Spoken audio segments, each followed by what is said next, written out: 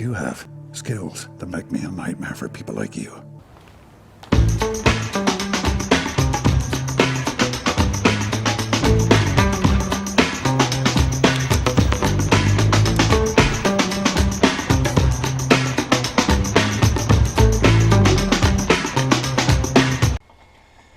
Hey people, right, so part 31 of the $80 ticket saga.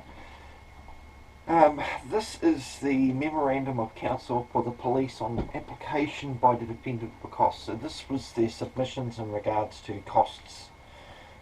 This was after it had been dismissed. This was by Kate Blackmore of the Police Prosecution. It reads as follows. May it please the court. Mark Donald Eric Keane, the defendant, appeared for the judge alone trial on the 9th of February 2018 in respect of an infringement offence of exceeding 80 km per hour pursuant to sections 40 and 133 of the Land Transport Act 1998, the LTA, and regulations 3 and 4 of the Land Transport Offences and Penalties Regulations 1999, Offence Regulations, and Land Transport Road User Rules 2004, Road User Rules.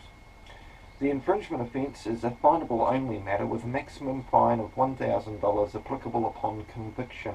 The infringement fee for the speed alleged by the offence was $80. 2.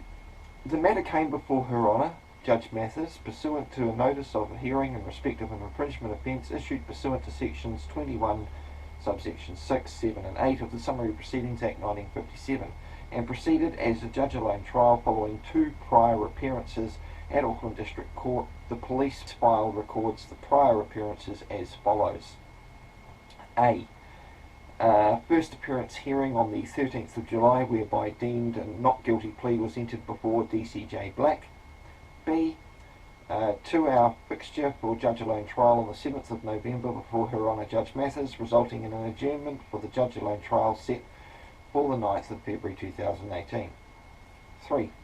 Counsel was not present at the fixture on the 7th of November 2017, but understands that the matter was adjourned to a subsequent judge-alone trial date as a result of significant discussions inter alia regarding the defendant's allegations as to the failure by the prosecution to provide full disclosure of various documents, and the appointment of an Amicus curiae to assist the court. 4. At the onset of the judge-alone trial, which proceeded on the 9th of February 2018, the judge-alone trial, the defendant sought by application to record the proceedings. That application, as dismissed by Judge Mathers inter alia, as the matter would be recorded by the court audio recording system and subsequently transcribed, and that the defendant would be provided with a copy of that transcript after the hearing. 5. The judge-alone trial proceeded and the prosecution called one witness, namely a Mr. I'll leave that out. After the close of the prosecution case and after the defendant elected not to give or call evidence, Her Honour Judge Mathers reserved her decision pending receipt of written submissions directed to be filed by the prosecution and the defendant. The defendant remained self-represented at the hearing, although the amicus, Mr. Chambers, was available to assist him and the court. Prior to the filing of the written submissions by the prosecution or defendant, Her Honour Judge Mathers issued a minute dated the 16th of February advising that the recording system was not operating as expected and the parties were directed to appear in person at the Auckland District Court to give submissions in person on how the matter was to proceed. On the 16th of February, counsel advised that the prosecution would seek to withdraw and not proceed with the infringement offence to a rehearing as it would not meet the public interest test under the Crown Prosecution Guidelines. In all the circumstances, and despite the prosecution's view of the strong evidential sufficiency of the prosecution case, the matter was recorded by Her Honour as being dismissed by consent.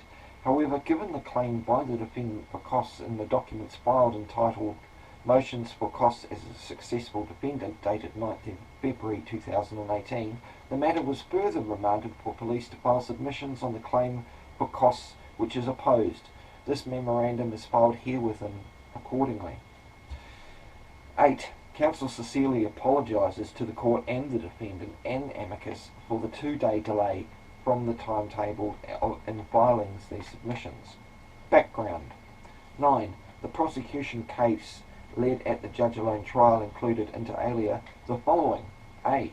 On the 22nd of April 2017, the defendant was alleged to have committed an infringement offence by having driven on the Northwestern Motorway, State Highway 16 at Auckland at a speed exceeding a temporary speed limit of 80 km per hour, being an offence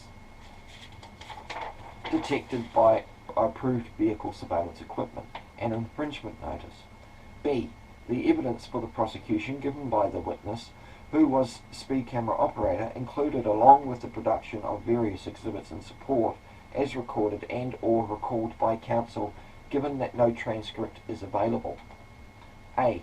On the 22nd of April, he was deployed in his mobile camera van to the Northwestern Motorway in a temporary speed zone of 80 km per hour in his unmarked police vehicle registration EUR 591. B. That no relevant traffic signs were obscured and that the speed camera in his vehicle, which had a current certificate of accuracy at the time, had been set up and deployed correctly. C. That he held the appropriate certificate of training to operate the speed camera. D. That one of the vehicles which was photographed exceeding the speed limit was the vehicle registration number AAWU69 with a recorded speed of 94 km per hour at 12:15 a.m. on the 22nd of April. E. That following the deployment of the camera, speed infringement information was sent off to the Police Infringement Bureau, who issued infringement fees. F.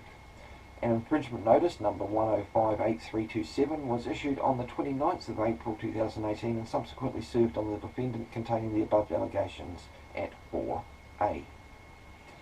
G.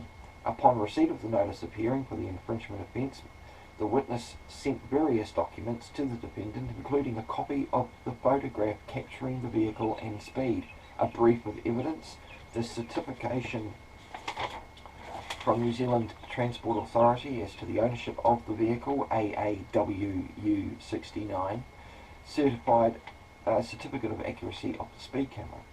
H. The witness did not at any time receive a notice of statutory declaration from the defendant advising he was not the driver or advising who the driver of the vehicle, AAWU69, at the time of the alleged infringement was. I. The vehicle AAWU69 is registered in the name of the defendant. 10. The above facts and prosecution case was for the most part denied by the defendant. The defendant had the opportunity to cross-examine the witness at the judge-alone trial on the factual and legal matters he denied, and various other, it is submitted, irrelevant issues regarding the operation of the camera and the operating modules of earlier speed cameras and or radars. No evidence was given by the defendant, including there was no cross-examination or evidence as to the completion of a statutory declaration under Section 133 of the Land Transport Act. Relevant law. Law applicable to costs. 11. The defendant claimed costs in Criminal Cases Act 1967, the Costs Act. 12. Section 5 of the Cost Acts empowers the court, subsequent to any regulations under the Act, order some such sum as it thinks just and reasonable towards the costs of his defence. There is, however, no presumption as to costs, nor presumption for costs merely because of an acquittal, dismissal or withdrawal of charge. Section 5 states the following, and I'll put that in.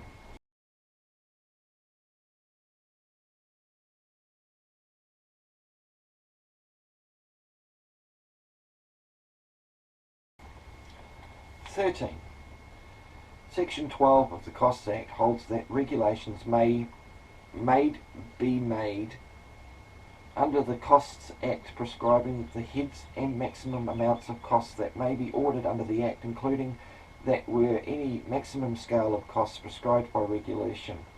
The court may nevertheless make an order for the payment of costs in excess of that scale if it is satisfied that, having regard to the special difficulty, complexity or importance of the case, the payment greater cost is desirable. 14. The Costs in Criminal Cases Amendment Regulations 2013, the Costs Regulations, prescribe the current scale costs under the Costs Act at Schedule 1, amending the Costs in Criminal Cases Amendment Regulations 1967. The title to the scale costs schedule is Fees Payable to Barristers and Solicitors in respect of the proceedings under Criminal Procedure Act 2011. The applicable scale costs for conducting a prosecution or defence in a case, including all matters and proceedings connected with or incidental to the case, for each half-day or part-day occupied in court, is a maximum fee of $226. 15. The costs regulations further state that the applicable scale costs, where for any reason the charge is withdrawn or dismissed without a trial, where the defendant pleads guilty, for each half-day or part-day occupied in court is a maximum fee of $113. Costs of self-represented litigants. The defendant in this case is seeking costs as a self-represented litigant. Self-represented litigants are not generally entitled to any costs, whether in civil or criminal proceedings before the courts, save for disbursements.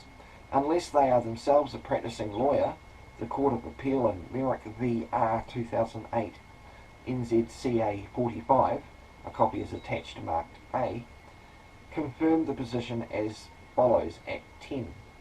The general rule as to self-representing litigants. 10. The usual rule is that a successful self-represented litigant is entitled to recover disbursements but not costs. There is an exception to this rule in the case of a litigant who is a practicing lawyer. Such a litigant can be awarded both costs and disbursements. Both the rule and the exception are discussed in London Scottish Benefit Society v. Chorley 1884, 13 QBD 872 CA, Lindsay v. National Bank of New Zealand Limited, number 2, 1935, New Zealand Law Review, or NZLR 557 CA, and Brownie Wills v. Shrimpton, 1998, 2 NZ Law Review 320 CA. 17. The Court of Appeal ultimately concluded that there was no jurisdiction under the Costs Act to make an award of costs in favour of the self-represented litigants. Conclusion, we'll skip the case law there. You guys can pause and read that stuff if you want to. Let's see, where are we? 18. Accordingly, it is submitted that in accordance with the dicta of court and the Court of Appeal dicta in Merrick v. R., the court has no jurisdiction to make award of costs in favour of the defendant. Principle relating to costs under the Costs Act.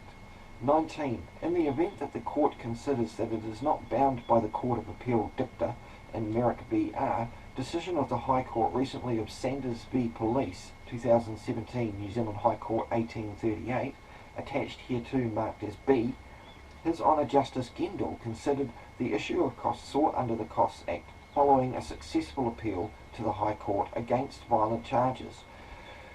The substantive appeal in that case had been allowed by consent of the prosecution, and the conviction and sentence were squashed. The substantive issue related to the failure by the prosecution to disclose information which may have resulted in a more favourable verdict to the defendant. The defendant claimed inter alia that the police had not acted in good faith, that the defendant had made numerous disclosure requests and did not take proper steps to investigate all disclosure and had been made, and the appellant did nothing to contribute to that. The quantum was sought to the above scale cost maximum of $226 to the complexity and difficulty. 20. Justice Gendall considered the application of the Costs Act in that matter. He confirmed that the Act was a code and the ordering of costs discretionary, as unlike in civil cases, there is no overriding principle that costs should follow the event. And there's another section 13 there of Richardson P. observed in R.V. Leach, and so on, and R.V. Rust in the court. So there's various case law that she's putting in here. 21. Justice Gendall further held that the factors discussed in Section 5 of the Costs Act were of some help in guiding the court's discretion at 15. I'll see her Section 15. He stated further, the court is considering Section 5 in the past and has indicated that the court should do what it thinks right in the particular case. It's up to the court's discretion. and there's further decisions there in case law. She's thrown a lot of case law in. 22. Justice Gendel stated further at 19 that the court which determines the appeal may make such order as to costs as it thinks fit, subject to a scale of costs which has been set out in the regulations established for this purpose. However, the court has the power to make an order for payment of costs in excess of that scale if it is satisfied that, having regard to special difficulty, complexity or importance of the case, the payment of greater costs is desirable. 23.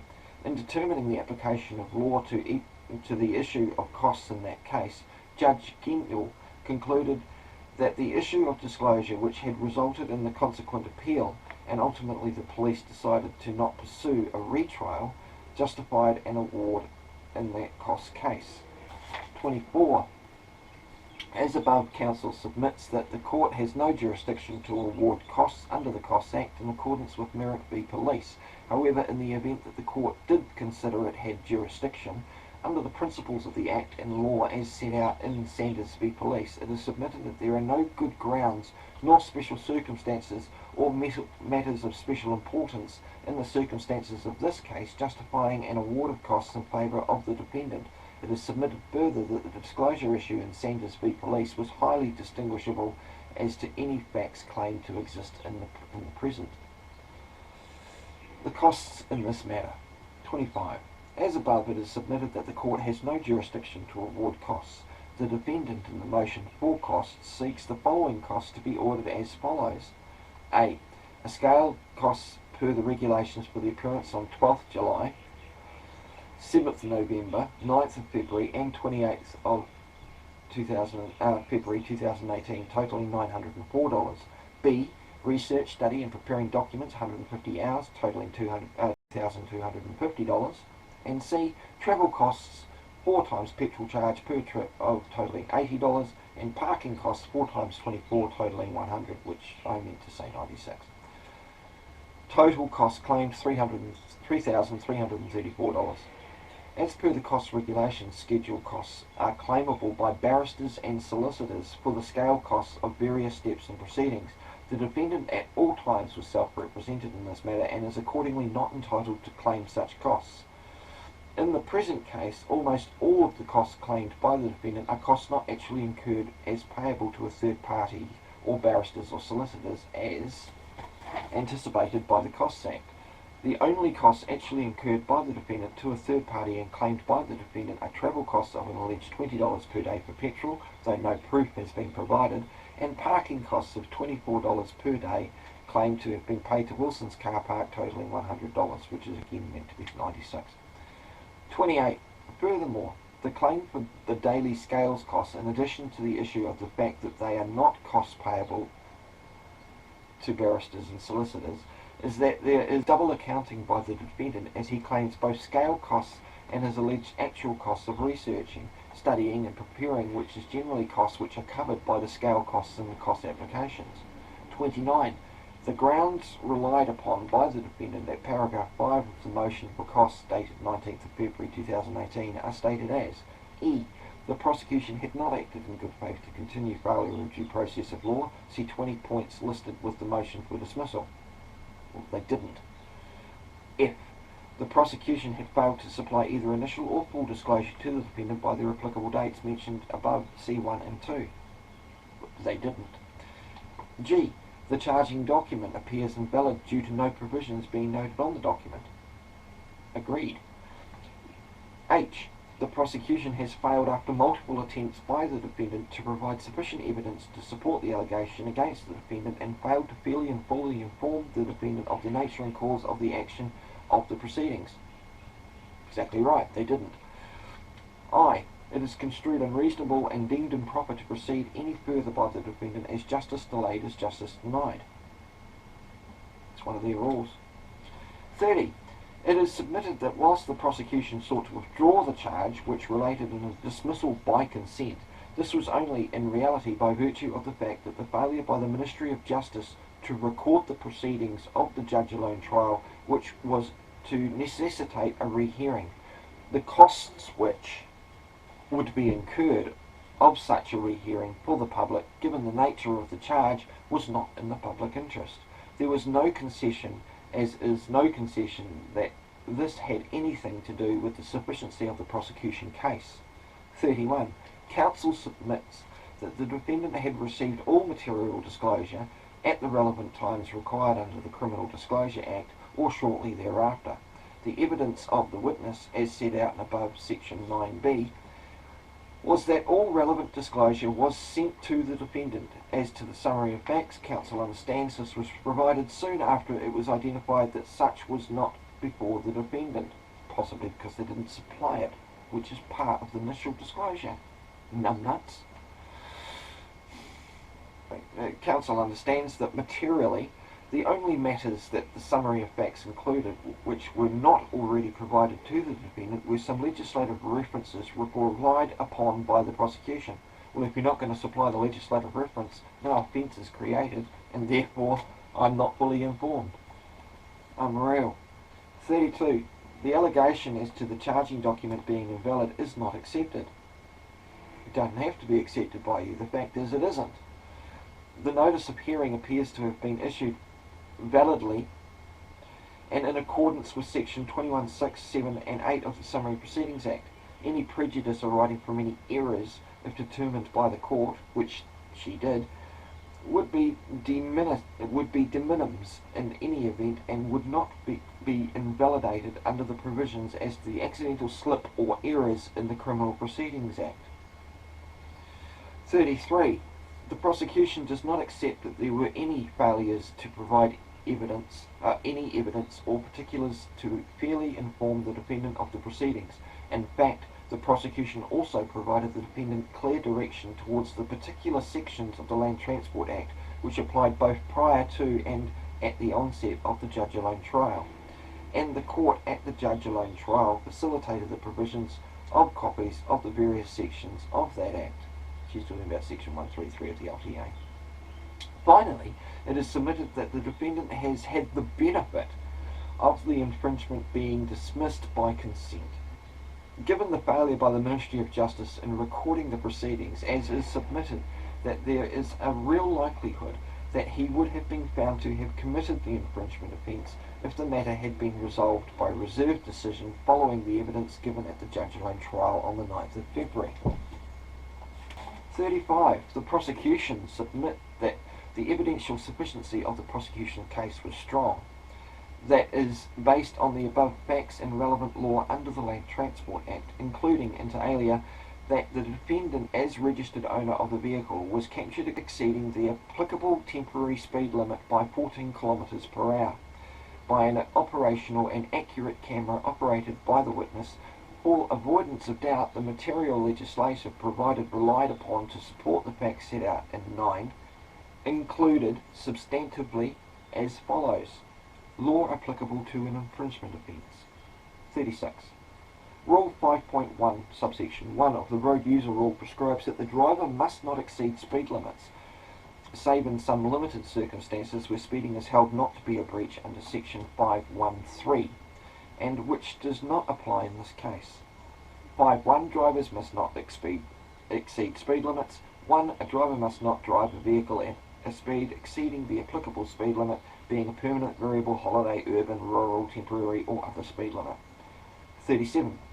Section 40 of the Land Transport Act prescribes that a breach of such a rule, being rules subsequently made under legislation, is an offence. Offences related to rules, section 40, contravention of ordinary rules, subsection 1, a person commits an offence if the person contravenes a provision of an ordinary rule and the contravention of that provision is for the time being prescribed as an offence by regulation made under section 167. 2. If a person is convicted of an offence referred to under subsection 1, the person is liable to the applicable penalty set out in the regulations. 38.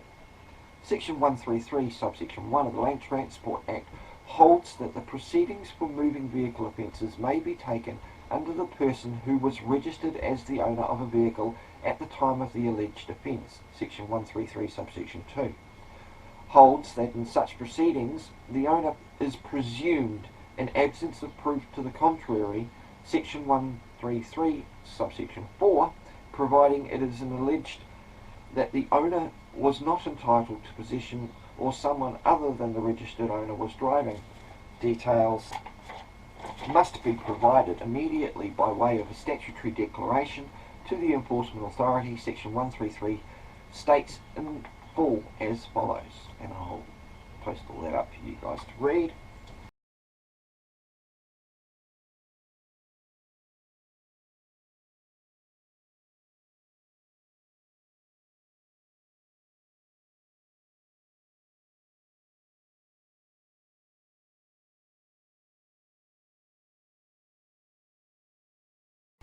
It's wholly bullshit. 39. As to the issue of the accuracy of the speed camera and its operation, which appears to be challenged at the judge alone trial, Section 145 of the Land Transport Act, as to the presumption of the accuracy applies as, and it's actually Section 146. See, Kate has failed to get so many things correct and factually accurate in this submission so far. It's unbelievable. But I chew the crap out of that in my response to it. And I'll post Section 146 up there, evidence of an approved surveillance equipment. It's basically saying their photo is evidence enough. It would be if it actually showed who the defendant was, or who the driver was. But apparently it just needs to show the car was there. 40. Accordingly, it is further submitted that the above law, coupled with the facts set out in the above 9, which is her recollection of what happened on the 9th of February, at lead at the judge alone trial, was such that the prosecution case was likely to have been successful, and therefore there is no success. Well, that sounds like presumptive. And therefore there is no success claimable by the defendant in any cost application in any event. Conclusion. 41. Accordingly, it is respectfully submitted that the court has no jurisdiction to award costs to the defendant, and even in the event that such jurisdiction did exist, sufficient grounds do not exist in the circumstances of this case for the court to exercise its discretion to do so.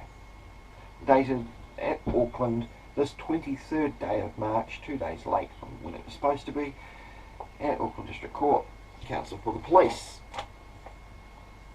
Okay, and after that she has supplied, let's see, 5 pages here of Michael Brian Merrick versus the Queen, the whole background, conclusion, appeals and case law behind it. She's supplied in the High Court of New Zealand Timaru Registry, my hometown, judgment of Justice Gendel. This is in regards to S.J. Shamey for the appellant and A.R. McRae for the respondent. And he appeared through audio-video link, did Mr. McRae, because he was in Christchurch. And this is that case law, CRI 2016-476-000007. Alright, and that's Justice Gendel's findings. All of these I will scan and I'll put them up with like 5 seconds each time, and you guys can pause and read if you wish. That or Google search them, I'm sure you'll find them as well. But there's about 32 pages in this submission, and half of it is literally case law that she's supplied. Now, not being a lawyer, I don't understand case law, so it's really good of her to put all this in.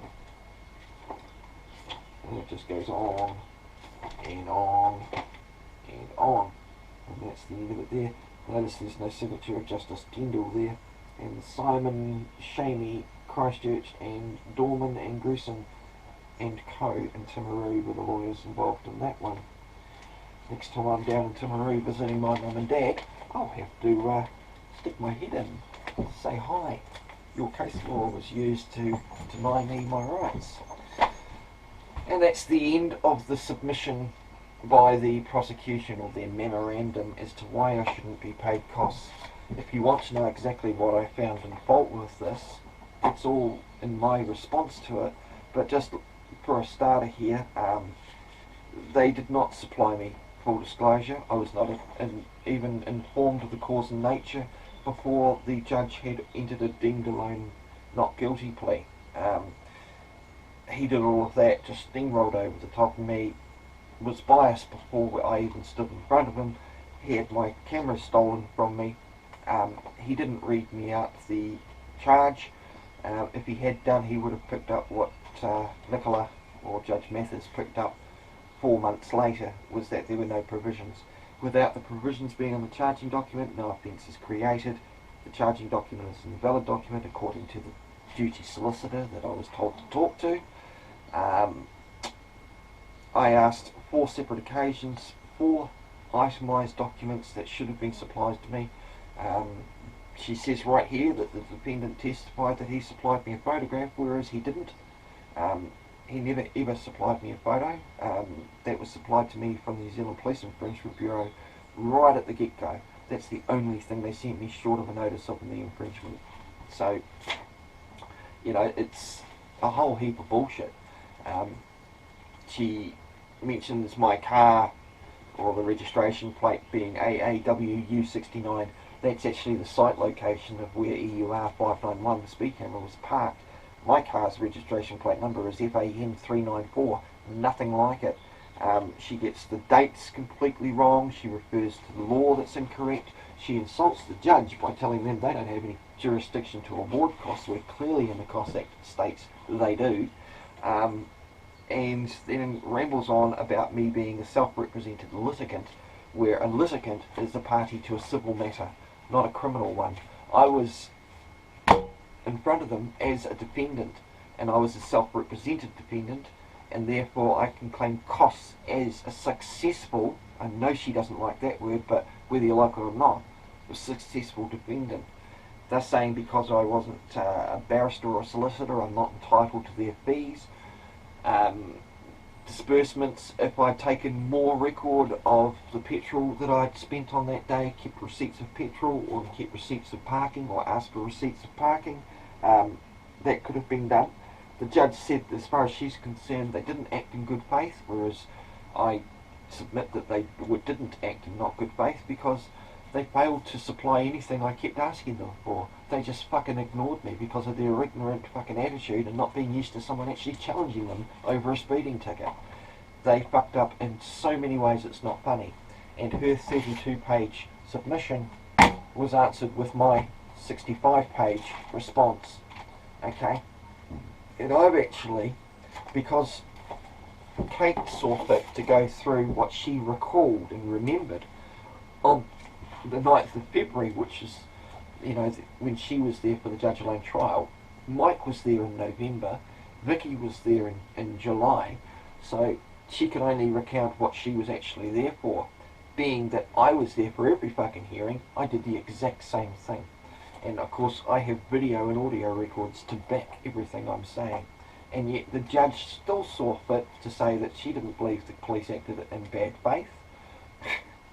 Well, that's really an opinion. I have evidence to support that. Although the 4 emails and the proofs of service that I supplied seem to have gone missing from the complete case file. The exhibits, 6 exhibits that the police witness submitted on the day of the trial, seem to have gone missing out of the case file as well. And didn't they do a good job by, after saying and verifying in court, thus lying to me and the judge, the court taker was saying, yes, no, it's operating, he leant down, he checked, he went back and verified it with the judge. Then they turn around and say the button wasn't pressed. So someone's fucking lying. But let's not forget, they were all, you know, agents of the Crown and public servants in that registry, and therefore they're immune. So they can fuck up all day long and nobody gets in trouble. So they may consider themselves immune from a court of law or a court of record. Dare I say the word record, because you're not allowed to record in a court building, according to my mate Chris. But that's probably because they aren't courts of record. You know, otherwise they'd be recording things, eh? Otherwise you'd be allowed to keep record. They're courts of law. And law, to me, lay and weep. That's what law stands for, because honestly, after reading all of this shit and the amount of work I've done, this is what you can do. And by that I mean weep and laughter. You know, they don't seem to get that I don't give a shit about the money. To me, it's a matter of principle. Everybody complains about how broken the system is. Nobody gets off their fucking asses and does anything to try and fix it. They will sit there and moan about it, like whinging children to their parent. Whereas I'm of the firm belief that if you want something fixed, you'd better do something to fix it. Don't expect someone else to do something you're not prepared to do yourself. So, yeah, I will make sure that I've got to go and pick up my kids soon. So I'll make sure to sit down very shortly once I've got my children back from school and read you out my response. You'll take note of, she's using case law here. I'm using all the rules, legislations and facts behind in this one. But that's coming in part 32. Till then, guys, thanks very much for keeping an interest. If anybody wants to get a hold of me, channel name @gmail. Alright, it's not that fucking hard. I'm happy to respond to anybody. And, you know, of course, if there's trolls out there or government servants that don't like me and would like to voice their opinion, they're welcome to too. They'll go up on blast and then they'll be blocked. So, till then, catch you later, guys. I hope you had a wonderful day so far. It's 10 to 3. Catch you later.